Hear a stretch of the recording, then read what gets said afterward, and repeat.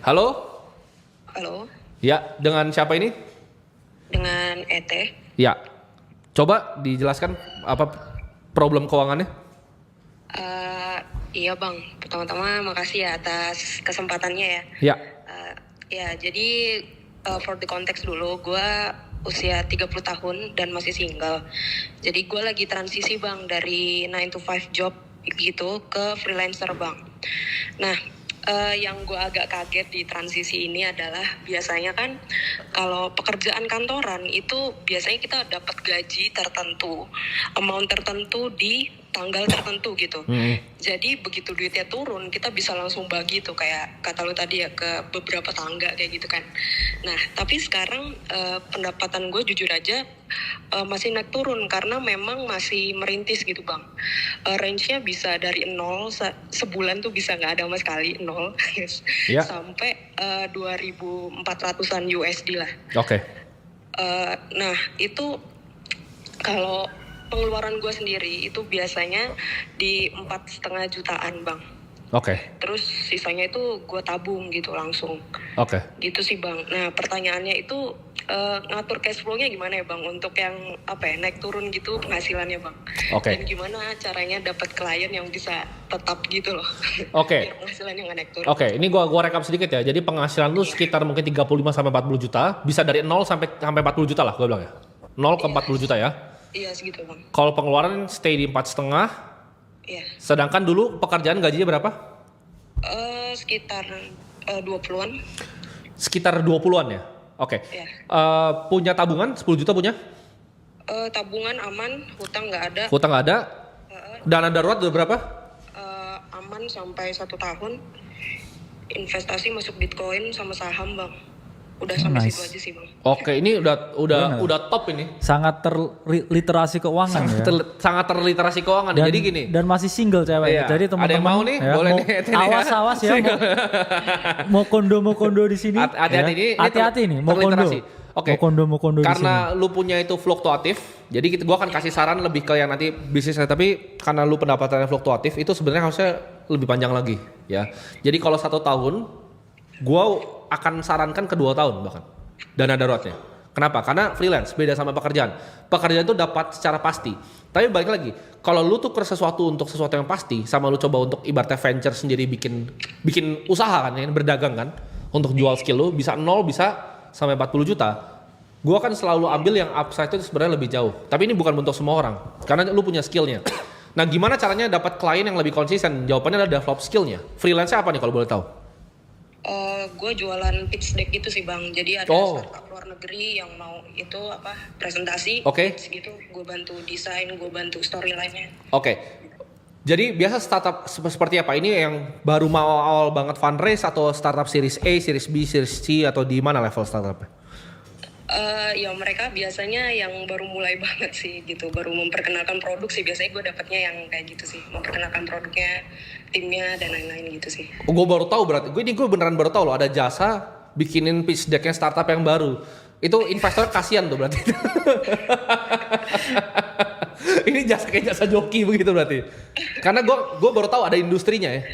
Karena waktu gue bikin startup itu harus bikin sendiri kan decknya semua sebenarnya. Curhat Oke. tuh bro jadi. Unik ini. Jadi jawabannya lah gimana cara lu bisa dapat klien lebih banyak. Sekarang channel lu untuk jual gimana? Karena secara keuangan udah set ya bro. Udah. Tinggal dilanjutin lagi, udah beli saham Oke udah, banget. Udah beres tuh. Yes. Dana daruratnya mungkin itu preferensi lu, tapi setahun sih sebenarnya cukup loh. Ya. Tapi kalau freelance menurut kita enakan 2 tahun sih. Kayak Ray Dalio tadi dikali 2. Taruh di mana dana daruratnya sekarang? Reksadana bang. Reksadana apa? Reksadana obligasi. Oh, kok gini? Kalau obligasi itu lu cari yang fluktuatif atau yang garisnya lurus? Yang stable gitu loh bang. Apa ya? Dana mas stabil, Sukor Stable Fund. Ya pokoknya yang stable gitu. Gua hafal semua. Biasa itu bang. Oh, antara dua itu oke lah. Itu berarti sekitar yieldnya 5%-an ya, kalau gua nggak salah inget ya, 5%-an. Oke. It's fine. Ini berarti sudah sangat terliterasi. Yes. Lu harus main offense sekarang. Karena gini, lu kan udah 4,5 juta tuh pengeluaran tuh oke banget untuk income bisa sampai 40 juta. Bener. Itu udah Hemat top. juga hitungannya. Top, itu udah top. Udah nggak usah dikurang-kurangin lagi, udah bagus. Problemnya, lu punya problem di konsistensi income. Jadi jawabannya satu, Gimana cara lu dapat orang, ya kan? Lu kan mesti acquire klien kan. Proses onboarding klien ini lu harus bikin lebih seamless. Contohnya apa? Satu, ya. Lu harus bikin channelnya dulu untuk mendapatkan leads-nya lu dari mana sekarang? Biasanya dari platform pekerjaan gitu bang, kayak Upwork, LinkedIn. Oh, oke, jadi lu meregistrasi diri lu di platform kayak LinkedIn dan lain-lain kan? Ya. Nah, saran gua adalah, kenapa nggak lu coba untuk mulai bikin konten? Ya, setuju. Lu mulai bikin konten untuk dapetin leads-nya. Nah, leads-nya lu tuh capture dalam format email. Lu bikin dalam misalnya Substack dah. Lu bikin konten, ngajarin gimana caranya bikin perusahaan startup awal-awal. Karena lu yang bikin pitch deck buat orang dapet investor kan. Itu harusnya konten yang lu bikin. Lalu lu bikin listnya itu ke Substack. Lu bikin email list nanti di sana. Nah dari email list itu, lu kan akan capture dari nama, nomor telepon, itu lu baru mulai cold calling nanti di sana. Tapi itu listnya harus lebih warm, karena mulai dari konten. Ketika konten lu udah mulai jalan, ya, lu tembakin iklan konten lu baru. Karena lu kan problemnya dapat leads-nya sekarang, dapat kliennya. Jadi ketika lu besarin depan lu, top of funnel lu, middle funnel lu besarin, leads-nya dapat banyak, klien lu pasti lebih banyak dan itu income lu bisa stabil 50 juta sampai 100 juta. Di situ lu bisa mulai nyerang lagi investasinya. Paham? Okay. Lu tuh bukan punya gini. Bisnis kan ada dua, ya. Ada yang problemnya itu gua ngomongnya delivery. Contohnya apa? Restoran. Gua misalnya punya restoran 60 kursi udah full. Gua harus bikin restoran lagi untuk fullin itu. Nah, lu tuh bukan problemnya situ. Lu bisa kerjain terus kan kalau ada klien. Iya. Dan ada AI, lu pasti gampang lah kerjainnya. Problem lu adalah mendapatkan klien. Nah, tapi lu harus bedah dulu nih, industrinya apakah ini industri bakal terus ada, bikinin pitch deck untuk startup atau enggak? Atau lu bisa pivot ke consulting bisnis yang lain atau gimana? Karena skill lu harusnya bukan bikin pitch deck doang, tapi consulting sebenarnya. Karena lu kan consult startup founder ini yang mau nge-raise duit ke investor buat bikin sama lu gitu kan decknya, biar mereka dapat duit kan sebenarnya. Iya, tapi konsepnya kan dari mereka bang, kebanyakan Yes. gue cuma ngerapihin story-nya aja gitu. Oke. Jadi skill set lu itu masih bisa ditajemin lagi. Nah, lu belajar apa? Lu belajar marketing untuk dapetin lead generation seperti apa, cara nurture leads seperti apa, dan skill sales, bro. Ya. Lu Ya. tajemin 3 itu, gua rasa income-nya bisa besar. Semoga membantu ya, Ete. Oke bang, terima kasih. Oke. Nah, jadi itu dari case yang ini beda lagi nih, bro. Ini kayaknya Ya. sangat financial literate, tapi Yes. dia punya bottleneck di income. Masuk di 49%. Iya. Jadi tier yang paham banget dan untuk ukuran wanita ya kita ngomongnya memang langka juga bro. Ya. Dengan income segitu tapi tetap bisa keep spending 4,5 juta ya. Jadi Ya. kan pertanyaan kan dua kan tadi sebenarnya satu gimana biar konsisten yaitu saya setuju juga tadi mungkin dengan dia bangun personal branding. Dia jelasin story dia dan apa uniqueness yang dia tawarkan. Tapi gua rasa kayaknya nggak bisa dijual di depan tuh. Langsung tadi bikin startup bot. Apa? Yes. Rapin pitch deck investor tuh kayaknya. Cuman lumayan itu unik. juga bisa kayak ningkatin dia punya value supaya klien-klien dia sebelumnya nggak ada alasan untuk nggak pakai dia lagi. Iya. Terus yang kedua tadi dia merasa ini terlalu nggak pasti kan income-nya. Yaitu mungkin dari segi pengeluaran kita biasanya kan orang budgeting bulanan. Itu bisa kita coba budgeting kuartalan lah. Setiap Oke. 3 bulan. Ya, jadi kalau misalkan nih saya 3 bulan keluarin duit at least ya 20 sampai 30 juta.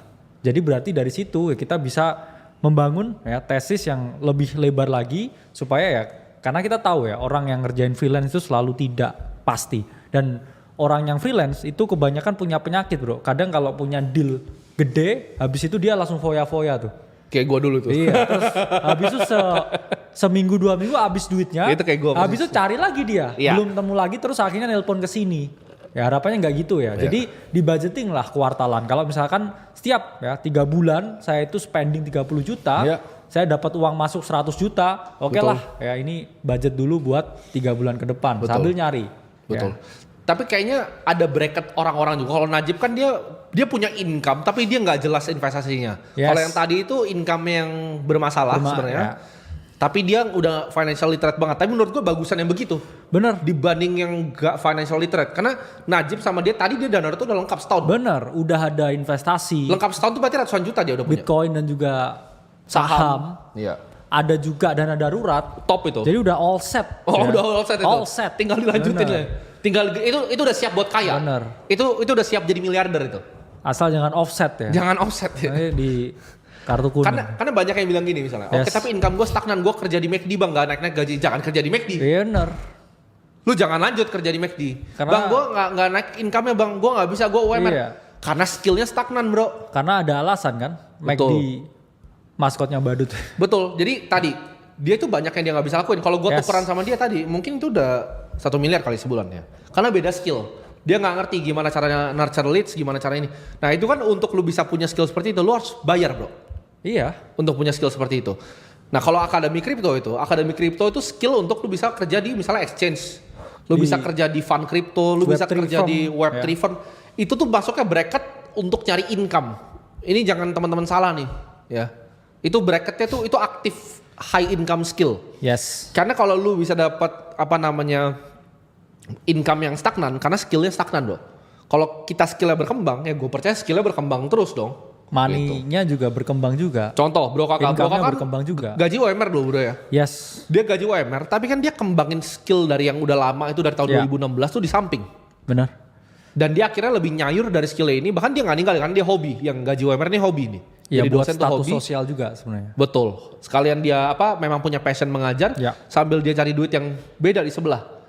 Tapi nyari duit yang beda di sebelah ini income-nya unlimited. Benar. Teman-teman. Tapi ya tetap kan kita juga hidup tuh di dunia nyata bro. Iya. Kalau misalkan kita ngomong sebagai oke, saya seorang trader, Ya. saya seorang investor, saya pelaku di market, atau saya misalkan kayak tadi nih, kayak ngerjain project ya, kita ngomongnya gigs ya. Iya. Itu kan juga selalu kita ngomong dunia di langit. Dunia di langit tuh kadang kita dapat jackpot gede banget, kadang juga zong, nggak dapat apa-apa. Iya, betul. Tapi kan kita tetap harus hidup di dunia nyata. Betul. Ya. Harus tetap makan, tidur, ya. Harus ada tempat tinggal.